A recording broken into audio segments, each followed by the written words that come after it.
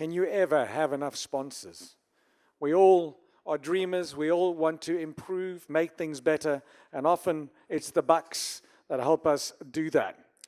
Leading the sponsors Conundrum panel will be Associate Professor Brendan Knott from the CPUT. Joining him, Mr. David Belair, one of the directors of the Cape Town Cycle Tour Trust. We've also got Mr. Dan Davis joining us from Coca-Cola Peninsula Beverages. To give Dan's full title, we had to print this on 2 pages. It is Marketing Activation Manager, Coca-Cola Peninsula Beverages. Said with one breath, that is a new record.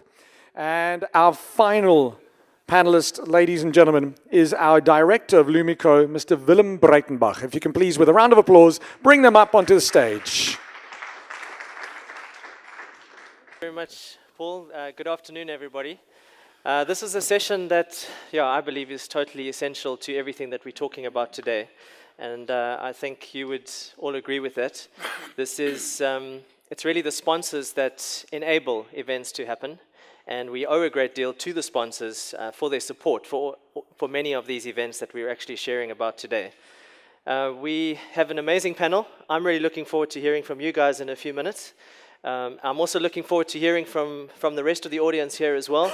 There's much expertise in this room. I hope we'll be able to have a little bit of time for discussion and certainly take it into the lunch break as well and be able to chat further about that. I just wanted to start off the session just sharing a few of my own observations, some from my research work that I've been involved in, and also just some anecdotal references, some of my own experiences as well.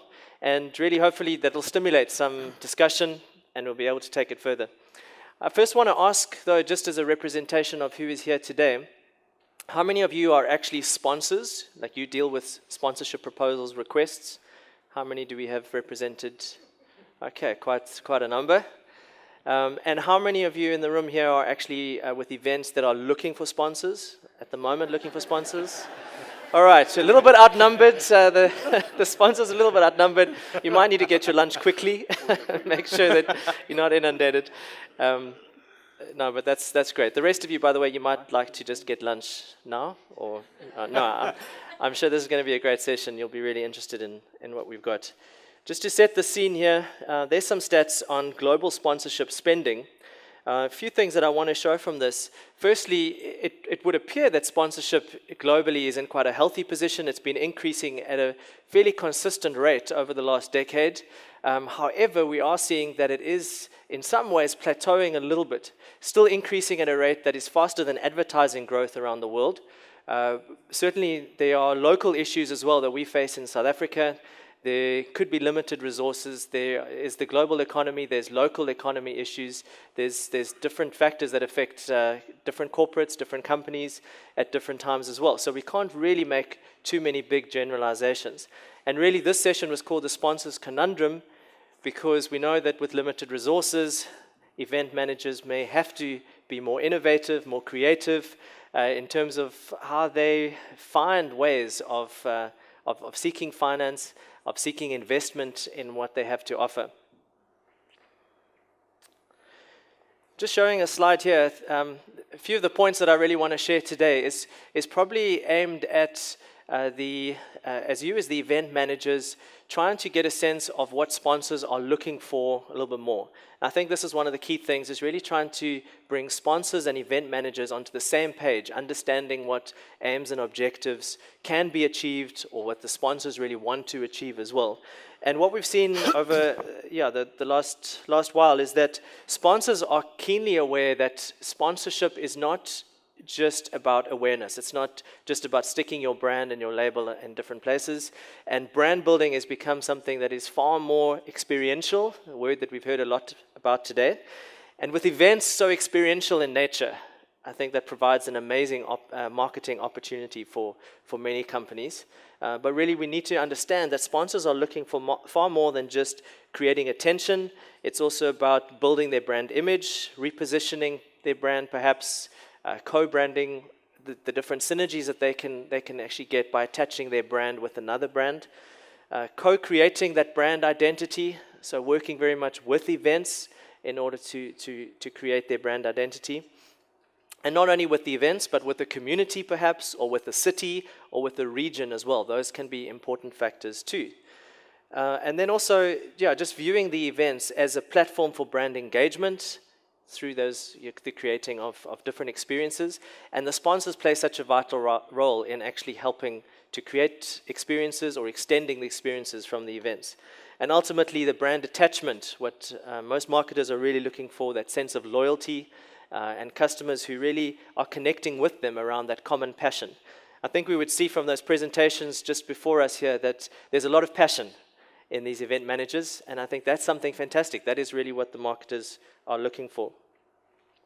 I want to bring some examples just from recent travels at the Rio Olympic Games, just to bring a few ideas of observation, some things from there that I think can just help us to get ideas for where we're at and also what sponsors are looking for these days.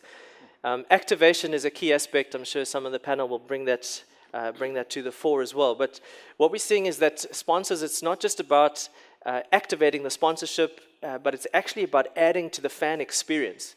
And just seeing some things here from Rio, we had this Coca-Cola stand there. You actually got queues of people waiting to go into a sponsor's activation area, where they are creating different experiences linked with the event that are meaningful to the fans. In another area there's a sponsors activation area where there's a museum that it is sponsored, it's branded, but they're adding to the whole event experience. Also, sponsorship that needs to be relevant, needs to be linked to the brand. Some interesting, innovative activation here as well. There was Nissan, which as a local sponsor, they took over an entire hotel building in downtown Rio, and you can see very clearly linking the brand with the event, with the sporting attributes, but also very clearly showcasing their brand, and really driving that kind of brand engagement right very clearly there. There's also one not so clear in the pictures. Excuse that, it's just my own photographs as I was traveling. But there's actually Samsung, one of the sponsors, branding the underground, the metro in Rio, which most of the fans were using to get around. Clearly linked with the event, but also understanding where their market would be, understanding where the fans were at every moment, not just in the stadiums, but actually around the city, and really mapping out that entire opportunity to engage with the fans. Then also hospitality zones is maybe changing, maybe becoming broader in our sense of understanding, and sponsors creating environments where they can really engage with some of their key customers, or just members of the public or other fans that they may like to actually to engage with, creating specific areas. We know one of the trends in marketing at the moment, they're talking about access being the new luxury. It's something that people feel privileged to be able to access certain areas or areas of comfort or enjoyment or recreation. And those are great opportunities for the sponsors. Then also with the fan engagement, as I was mentioning earlier, it's not just about the in-stadium or the event precinct experience, but it could also be about mobilizing the entire city. And what I think was very successful in Rio was that they actually took a number of the sponsorship areas or some of the different exciting elements of the Olympics, and they took it into the city. They took it into places where you didn't need to have a ticket to be there. And sponsors could actually leverage that and those opportunities as well. So moving the Olympic flame out of the actual stadium and putting it in the middle of the city, I thought was a great initiative, and working around that with a number of different initiatives too. We know the role of social media and branding is so vitally important too. I thought this was great though, how the city of Rio really activated this element and just creating opportunities for people to showcase the city brand and also to link specifically with the event experiences that they were having. Of course, we still live in an era where we are needing to be aware of ambush marketing and some of those opportunities. Just one that I thought was quite interesting from Rio was I noticed that in all of the metro stations there was heavy branding from Argentina. Come and visit Argentina, showcasing Argentina. I saw more about traveling in Argentina than I did about Brazil. And I thought it was very, very smart by Argentina. It made me want to visit Argentina. But I thought Brazil really missed an opportunity there. But those are just things, just being clever and being smart about knowing where the fans are and reaching them at every opportunity that you have. Measurement is still vitally important. In fact, it's increasingly important, especially with limited resources. And so the opportunity to really show the business case is absolutely paramount. But what we are seeing is greater understanding from not just the return on investment, but also understanding of the return on the objective. So not just a blanket measurement tool and that kind of one for all, that one that fits every event, but really understanding what are the objectives of each individual sponsor and measuring according to that. And event managers have a vitally important role to play in that. That's not just the role of the agency or of the sponsors themselves, but event managers, I'd really encourage you to work with your sponsors to enable the measurement process to happen more effectively. Where do the opportunities lie? Globally, it's still very much heavily events sector, the sponsorship sector, really dominated by sports. In South Africa, actually even a little bit more than the global percentages. But really, we are seeing more and more opportunities in different areas, like the causes, arts, festivals, and fairs. I think it's great that we're seeing a range of different types of events being showcased here today as well. And I'd like to see these opportunities really increase for our sponsors too. All right, that's it from me, just the brief overview. We're now going to hand over to our panel, but we were asked to have a look at some of these questions. I'm not sure if the panel is going to touch on them exactly, but really looking at this environment of resource constraints, how do event organizers need to maybe do things a bit differently? Can we give some suggestions how to operate or innovate in this environment? And how can we ensure the sponsor and the event objectives and values are more deeply aligned? Great, we're going to hand over to David first of all. All right, so what I'm going to do very quickly is I'm going to run through the first 2 or 3 slides, which is just a history of what is now known as the Cape Town Cycle Tour. Started in 1977 as a protest, first event in 1978 with 528 riders, and then in 1979, at the behest of Captour, we moved the event to April to coincide with the Cape Town Festival. Interestingly, 2 of our main sponsors, and folk that have been with us a long time, the Cape Argus since the very first event in 1978, and Coca-Cola joining us 4 years after that. So they've been with us close on, it'll be 35 years this year. Rotary then came into the fray in 1983, and in 1988 we did our first deal with Mnet to put the event out live on television. In 1989, we limited the entries for the first time to 12,000. 1991, the voice of cycling. For those of you who watch the Tour de France, Phil Liggett came over and joined the cycle tour as a commentator, and Pick n Pay came into the mix. Now, it's uncommon in sports, especially here in South Africa, to have a sponsor last as long as we've had 3 of our core sponsors, Pick n Pay, Coca-Cola, and the Cape Argus. They've been with us really for, in Coke's instance now, it'll be, Pick n Pay's instance, it'll be 25 years. We established an international race, the Giro del Capo, for a number of years around the cycle tour in 1992. And then 1993, we brought in the Tricycle Tour and created what we now call the Cape Town Life Cycle Week, or Cape Town Cycle Tour Life Cycle Week. In 1999, we capped the event at 35,000, which is where we've kept it for the last, 17 years. It's not our intention to increase at this point, and that comes back to what it is we're trying to achieve, and that's not about being the biggest bicycle race in the world, but about being the most incredible experience as bike races go. In 1999 was a tipping point for the cycle tour.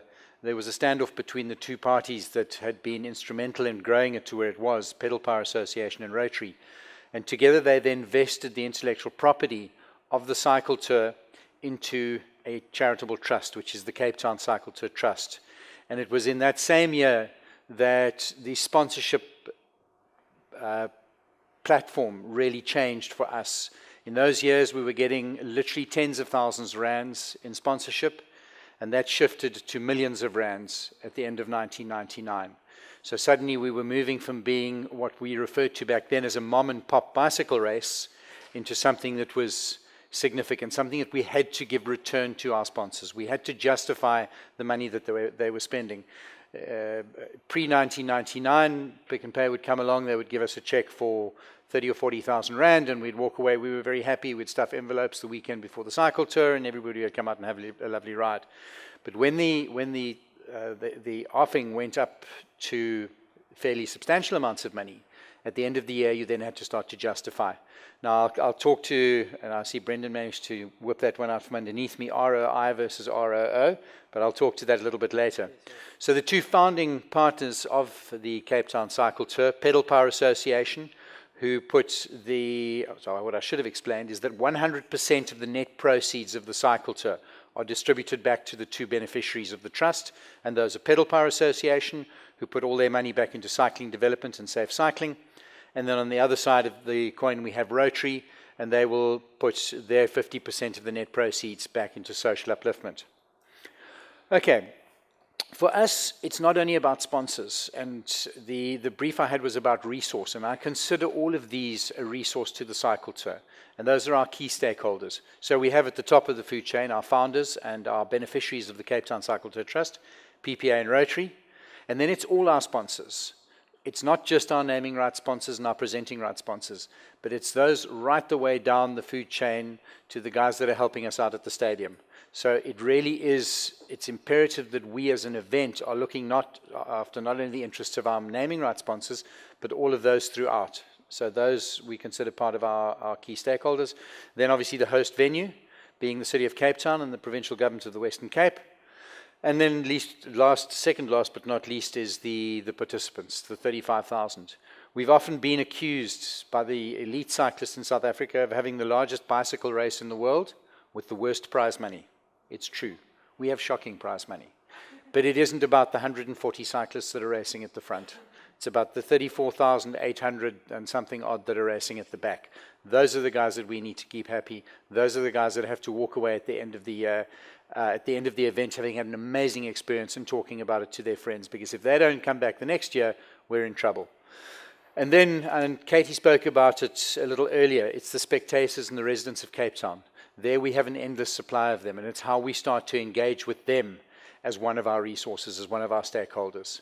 And then more recently, in the last 6 or 7 years, we've introduced a broader charity angle to the cycle tour, and that's about people coming in from outside the event who are participating.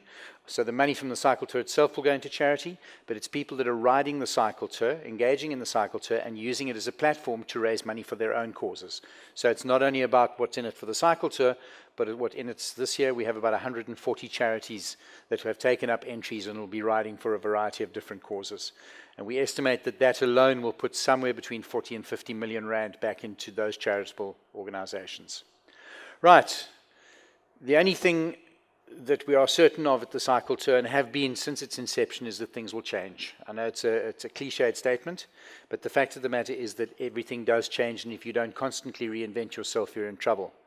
So ROI versus ROO, a number of years ago, it was all about how many column centimeters we gave you in the newspaper, or how much airtime you had on television, and how you justified that back to your sponsors.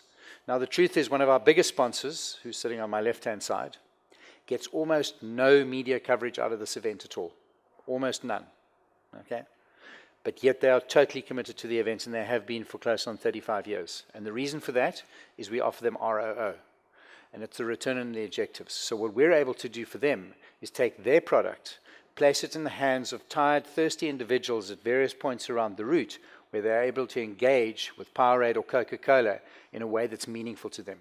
You get a Coca-Cola at the top of Seikobosi when it's 35 degrees heat, that's something you remember. So Dan, I hope you're pleased with that. So folks, bear that in mind when you're talking to sponsors. It isn't only about how many banners. We had another sponsor who will remain nameless who had no interest in getting any branding up on the route at all. All they wanted to know was that when people entered the cycle tour, the first opportunity to buy a travel package would go to that particular partner. So there was a message that came up on the cycle tour at the end of your entry process, and that was the key to them. I'd gone in with a massive pitch of branding and feather flags and kilometers of branding rash. They weren't interested in that. So it's understanding and engaging with your sponsors and understanding what they really want out of the event. Typically, I'm accused of not having sponsorship packages to go out to sponsors with. We don't. What we do is we engage with somebody, and if there's an interest to want to be involved in the event, you then build the package around a sponsor's particular requirements. I don't pretend to understand what Pick and Pay want out of the event. I'm not a retailer. I know how to put a bicycle race on. I don't. The people that are sitting in the room that work with me know how to put a bicycle race on. I know how to talk about it. So that ROI versus ROO has been a major swing in measuring sponsorships in the last number of years. Understanding the participant and the evolution of the participant. When people started riding the cycle tour 40 years ago, it was about riding as fast as you could around the Cape Peninsula and riding under 3 hours. That's completely changed. There's a small element at the front that go faster. There's a larger proportion who are riding for charity, riding because they want to stay healthy and fit, and riding because they simply want to get out there and be part of the social occasion that is this bike race.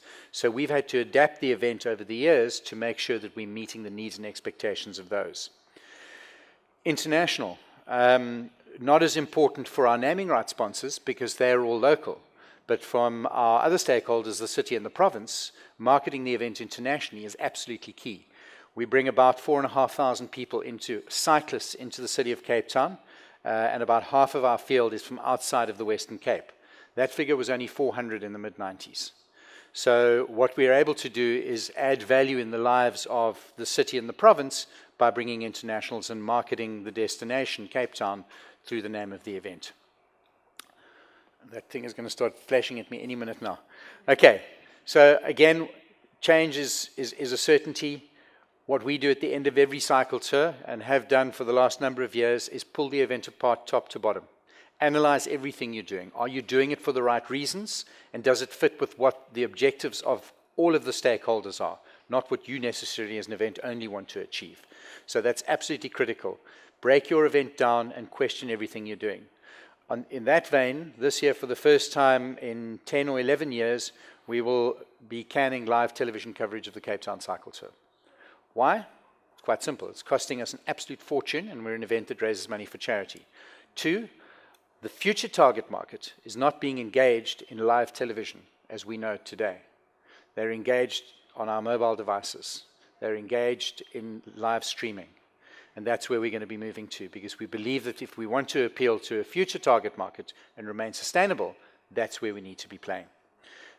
So that's quite a bold step for us, and we certainly hope it'll pan out. We've sat down with our sponsors, and again, this is in line with their objectives, and they're totally committed to it. And then, obviously, promoting healthy lifestyles is something that we're all about. We're nearly there, I promise. In excess of 100 million rand has been distributed directly by the Cape Town Cycle Tour Trust since inception to a variety of causes here in the Western Cape. And that is one of the reasons our sponsors remain sponsors of this event, because it's not only about the return that they get as a sponsor, but it's what the event is doing for local community. The economic stimulator, we estimate currently that the event is generating in excess of R500 million per annum into the Western Cape. And this last point, change is good. Change is always good, but it mustn't simply be for the sake of change. If you're going to change something in an event, make sure that it's adding value. And it comes back to a saying that I heard from Richard Branson when he was over here riding the cycle tour. He said when he started Virgin from the basement of his flat in West London, there was no great plan or strategy. He didn't set out to build a business empire. For him, it was building a business is about doing something to be proud of, bringing talented people together, and creating something, and here's the key, that's going to make a real difference to other people's lives. So when the guys in 1977 went out and had a strike, a protest, there was no grand plan. They didn't plan to create the largest event of its kind in the world. That happened. They were passionate about what they were doing, and they wanted to make change in people's lives. And this is where we've ended up today. There was a slide, but there's a short video clip.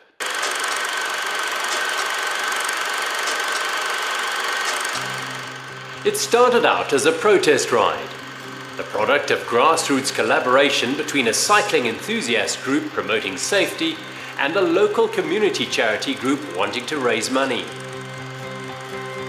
They partnered with a local newspaper and a local business benefactor to establish it as a beloved annual cycling event. Soon renowned figures such as Erkis Bezuidenhout, Willy Engelbrecht and Robbie McIntosh became household names. The fever caught on, the word spread, and before long the humble protest ride became a national and international sporting phenomenon. Riders from all over completed the field of entry and a festival of cycling grew up around it.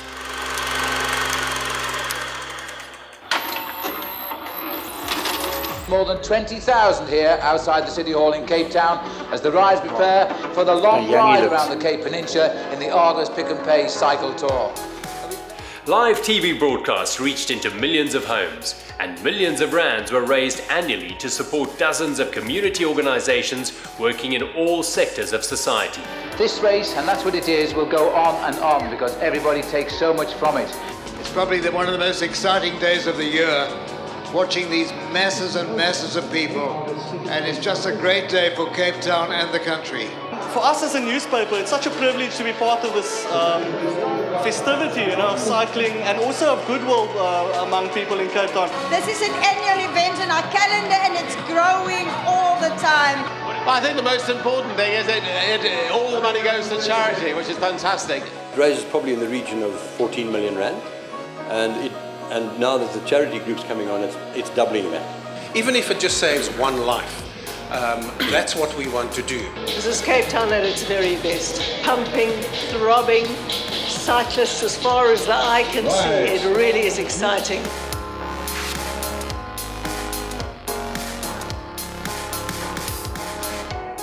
Since 1978, we have witnessed the transformation of a community event into a major sports, tourism and lifestyle platform, which celebrates and supports the core pillars of Cape Town's economic and social development.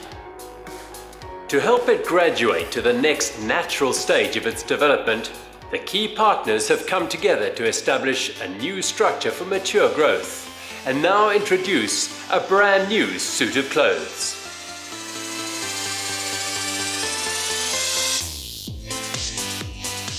Clean and vibrant, modern yet timeless, uniquely African, truly Cape Town, pushing our world forward into a new era. But really what that is the journey of the event from the beginning, how it's metamorphosized over the years, and how it was that the three naming rights sponsors, together with the trust, were able to embrace the fact that it wouldn't be called after the sponsors anymore, but that the event had now become so big that it was not just about them, it was about the city of Cape Town and the people that live here. Great, thank you very much. Great, we're going to go straight into the sponsor's perspective. Right, so Dan, we'll hand over to you. Good morning, everyone, and thank you. Well, good afternoon. Thank you for the opportunity. I feel privileged to sit up here today as a sponsor. And I want to try today to chat just generally about, and I must apologize if I checked my phone because my wife has just had some contractions, so she's on her way to the hospital. So an incubation, literally and figuratively. So I think today I want to speak in general, and I want to try and tell the guys out there that's looking for sponsorship, I want to try and tell you the guidelines. And we as a team speak about it every day. Cape Town is the hub of events. The Western Cape is the hub of events. And we get inundated every day of someone wanting to start a new event or someone wanting to do something different. And I've dotted down some points which I think, just looking at that photograph, when someone sees that, they want to do an event in Cape Town. If you have the mountain, you have the sea, you've got the people, we've got the tourists that come in, we've got people from Gauteng. Dave's cycle tour, how many people are from? 14,000. 14,000 out of 35,000 come and do the cycle tour. Same with Old Mutual to Ocean Marathon and similar other events. So, green button. I've been asked just to speak high level about the resource constraints and how event organizers, sponsors, partners need to be doing things differently. And I think the biggest thing from a sponsor point of view, you need to understand the need. And by understanding the need is, why do you want to host an event? Why do you want to have people come together to participate in an event? And that's the biggest question that we ask, because ultimately, at the end of the day, we as a sponsor are not there just to get the ROI and the ROO. We are there to partner. So when someone comes with his family, 2 children, wife, partner, you come to an event, you get an ice-cold product with a nice warm hot dog or hamburger and have an experience, because that's what it's ultimately all about. It's creating that experience, and the partners, not the sponsors, making sure that that experience builds on you as an event. So people are going to come back, because ultimately we want to grow the Western Cape economy. And by doing that, we can put money back into our infrastructure, getting better roads, getting better additional things for us to live comfortably. Plus, number one is to build a future for our children and generations to come. When I say less is more, combine events to find synergy. And the biggest thing is, what people don't do is look at yearly events calendar before planning dates. Cycle Tour in the old days used to have just Cycle Tour on Cycle Tour weekend. Currently now, there are 10 other events on Cycle Tour weekend.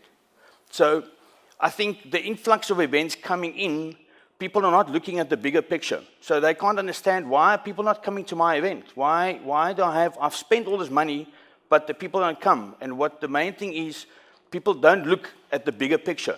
So although the market, what Cycle Tour has done, very good, they've created a life cycle week. So there's something for everyone. And I think that's very important to do, because we, as a partner, see that as ROO and ROI. So ultimately, to create the experience for someone to come to an event where my wife can buy something, my kid can have a nice hamburger and an ice-cold cool drink, plus there's an experiential activity to connect with.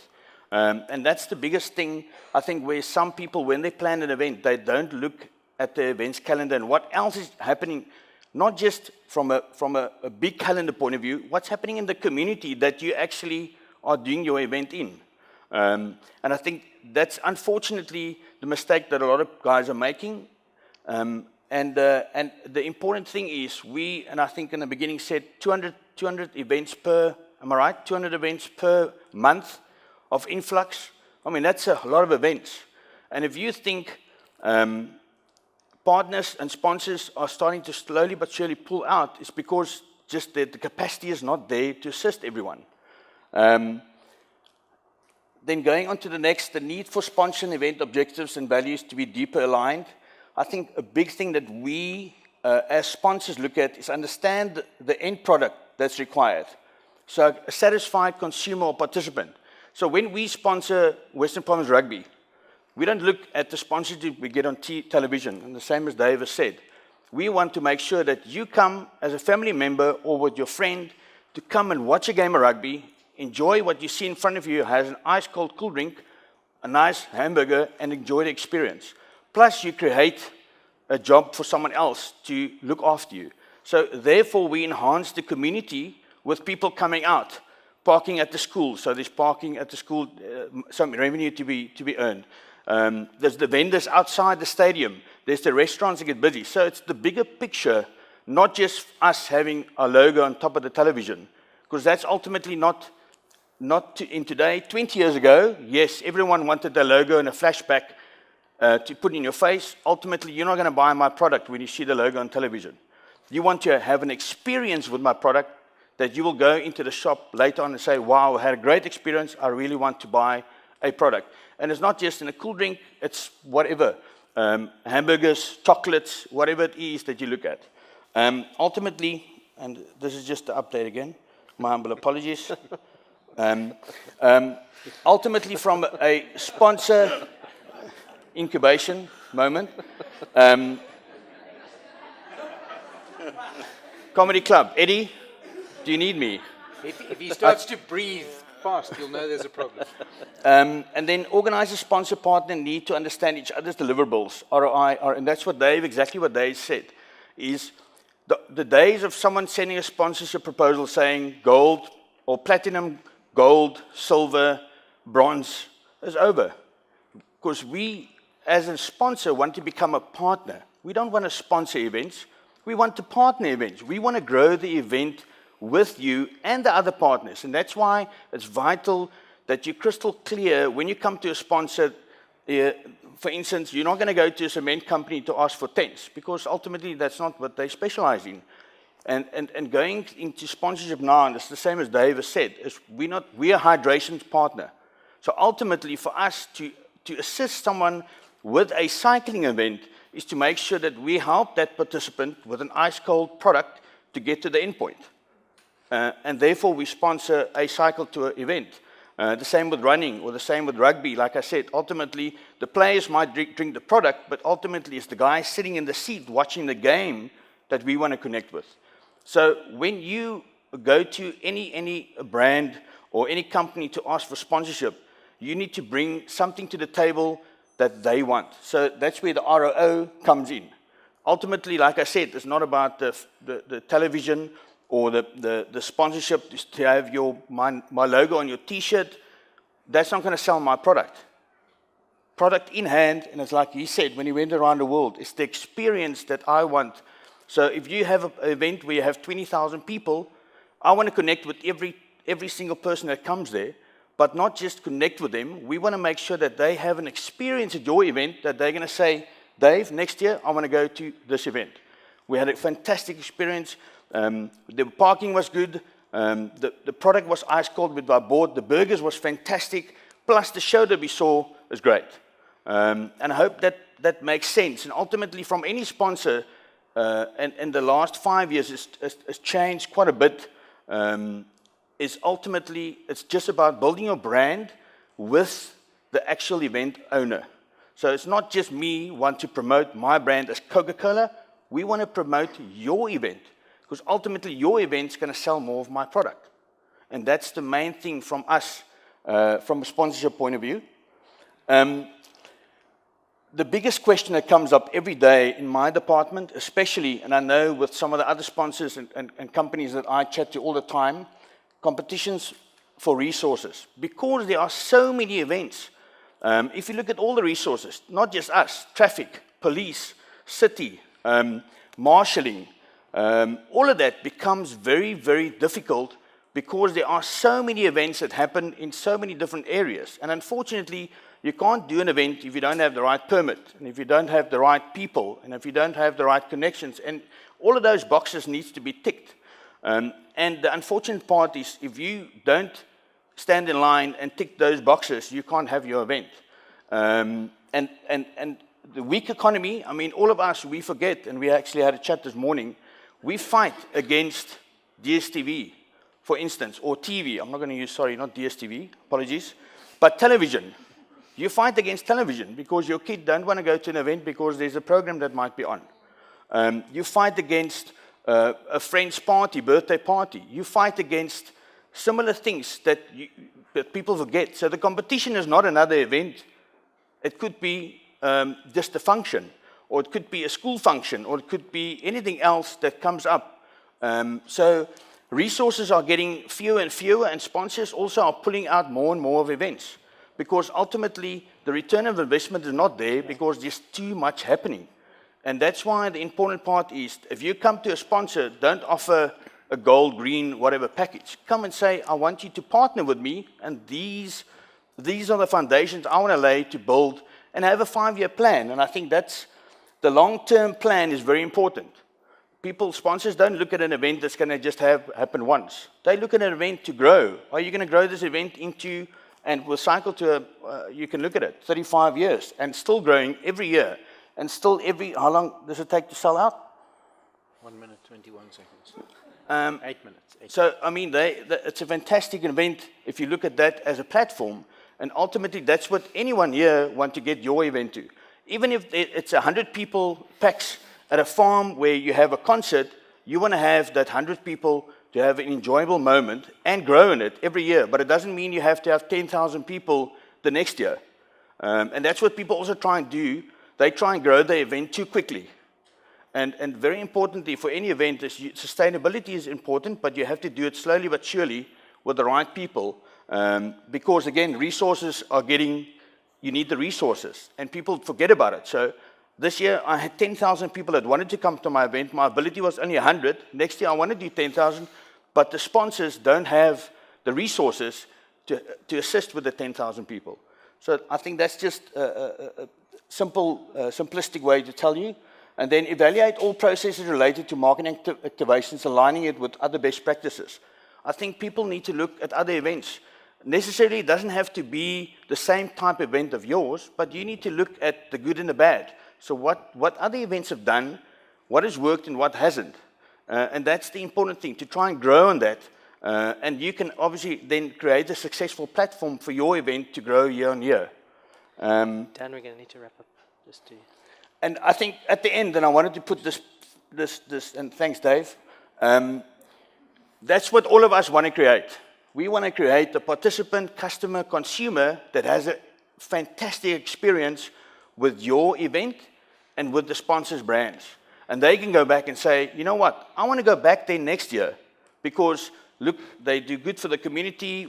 The money goes to, sponsors for kids with, whatever, et cetera, and ultimately, I want to be a part of the Western Cape and grow my city. Willem, over to you. We are a little pressed for time, but we're looking forward to hearing from you, so thanks. Firstly, I'm from Lumiko, and we are not event organizers. And unfortunately for you, we're also not sponsors. So we are more on the digital marketing side. Our business, I worked for a big publishing house, and I was heading up a big part of their magazines. And 2 years ago, a few of us started a company focusing. We prefer not to be an agency, because we a marketing agency or a digital agency, because I believe agencies always take the money away and doesn't partner with a client. So we want to be the marketing and specifically the digital marketing partner of clients. We have a few bigger event partners, like the Klein Karoo Arts Festival, and I don't know if you know about NAMPU, which is the biggest agricultural event in the Southern Hemisphere. And then we have a lot of little small festivals, a lot where you specifically are involved, like the Vleisfees in Kalfina, and the Madelifi Makiti in Vredendal. So we're involved with a lot of that. So our perspective is that this whole world of marketing is changing rapidly, and it's moving digital, and it's all about the digital density that's changing. And in this digital density that's changing, the way in which we need to market and the way in which we need to take the message to our clients, and this is in your case the people who actually need to buy a ticket, or the people who need to come and engage with the sponsors' brands at your events, that is changing. So from our side, we believe that this future is looking totally different. So until a few years ago, festivals was actually begging magazines, television, and newspapers, will you be my media partner? Because I need column centimeters from you or airtime from you to drive my engagement. And I think that's going to totally change, because it's all about the audience, and this digital world and social media create the opportunity for you to build your own audience, and you want a relevant audience. So it's not worthwhile being on television and have a lot of people who will never attend your event and pay for that. And it's really not worthwhile, and specifically for smaller events, to have a lot of exposure which will never be in your geographical area where the people will come from. So we believe that you are actually in a position to create the environment where a relevant audience for you is not, and I think the Cycle Tour is one of those who actually created that audience. That are communicating with that audience. But if you look all over, I think one thing that haven't happened strong enough is creating that. Then it's extremely important to personalize that, to, in a very personal way, engage with that audience and know exactly who that audience is. And also to make sure that the part of that audience, which is the part where your sponsors is involved with, is the part that you engage with on behalf of the sponsor, to make sure the sponsor's needs is set up there. Now, we know, therefore, the future of marketing is going to be technological algorithms, and it's going to be the way that we're going to know who to talk to, because, you know, some people like me will drink a different kind of Coke than other people, and some will even drink Coke live. But as you build that out, it's going to be very important to know that. So this media, and Chris Bakker from NASPAS stated it very important. He said the future of media is engagement. And engagement but doesn't mean somebody would want to have a feedback or a comment report. They want to create the media with you. So you need to create the environment for them to talk with your brands. And then it's very important to understand that there's a rhythm in this marketing and a rhythm in this media. There's stuff that people read on a Sunday morning. Interesting.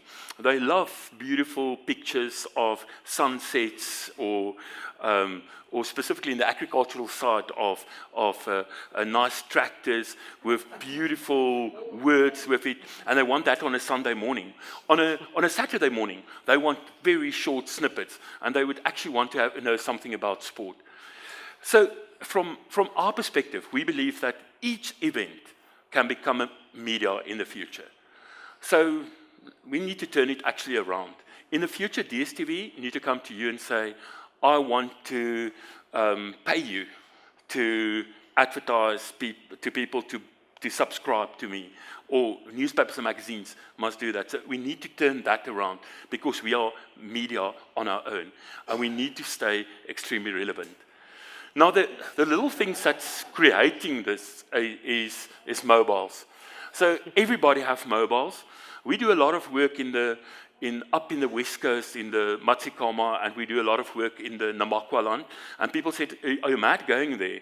Because that community is poor, they won't have smartphones. I can assure you, 90% of them have smartphones, and 99% of them are using data, and they buy their small little bits of data, and they're communicating with this. So the audience is there. It's just for us to go in there. I'm going to skip a little bit through the digital density to just say that, you know, every business, even in the smallest town, the possible sponsors you're going to have there, they all are going to engage with you in a digital way and ask that you get more digital. And that means there's going to be such a lot of opportunities. And these opportunities will grow. And people are at your events with their mobiles.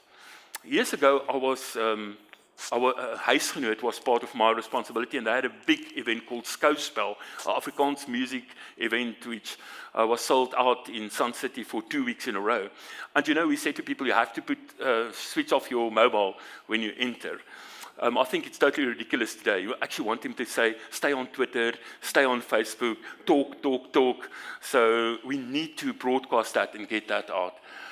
So I want to get to the last slide, because this thing here is telling me that I need to stop.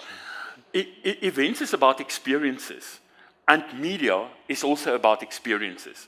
So how do we connect these two stuff? So the question, what would I think what would my advice be to event managers? And this is, first, make sure that your ecosystem of your web, you need a web environment, and it need to be mobile friendly. Otherwise, nobody is going to see it in the future.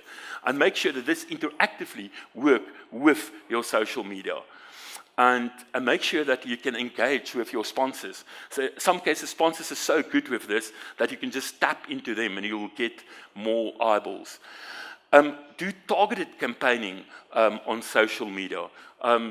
Just don't go in there and blind it. Make sure you get to the relevant market that you need in there, and it's going to be extremely important for you. We have festivals where we do work with them, where they are business partners, where there's 7,000 people arriving at the festival, so 7,000 individuals will be there. But we will reach for that weekend, we will reach impressions on social media of about 700,000. Now, so the value for the sponsor, the value for everything, the value for that community is much higher. And you must see how the kids in that environment are getting involved in that. And they also becoming, make them part of these teams to drive this. We need to connect the online and the offline worlds of people. That's where the magic is. And then a big thing is live media. Until now, and I was so, David talked about the race and broadcast and streaming. Until now, it was really expensive to do video and TV. You can do all with your Samsung or your iPhone, and you can broadcast it, and you will get a much better reach. So we need to do live media while this event is going on, and drive this the whole time. And people need to actually sit in another place, because you don't want the guys in your own vicinity not to come, and they need to follow this. And I think live media is going to become one of the most important parts of that. We need to look at mobile payment solutions, which one of them is WeChat, which you can see. And then last thing, I think we need to succeed in capturing real data with technology.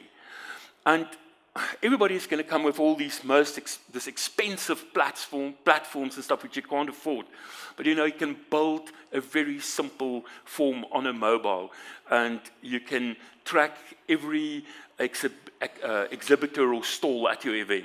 You can ask at least 1,000 people, what artist did you like, what food did you want, and you can put that into databases and build an idea about that. So I think from my side, I'll cut there. I think there's a lot of opportunities. Thank you very much, William. Because of the digital density and the digital age, there's more and more opportunities for engagement, and you need to engage. But that's creating more and more complexity, isn't it? Yeah, I think it's creating a lot of complexity. But sometimes I think we need to go back to basics. In media, because we're actually creating media here and working in media, nothing has actually changed from that first printed newspaper that went out to what we do on digital. It's all about relevance, to make sure what's relevant for the audience and make sure what is the need or the relevance for the sponsors at that event. And go baby steps with it. Don't try to be do everything at once. But I'm sure with a little bit of money and with a very focused approach, you'll get much better. And you stretch your festival from being one event a year to 12 months a year that you're engaging with people. And suddenly your sponsors, you must push them then, have 12 months of exposure than just one weekend or one day.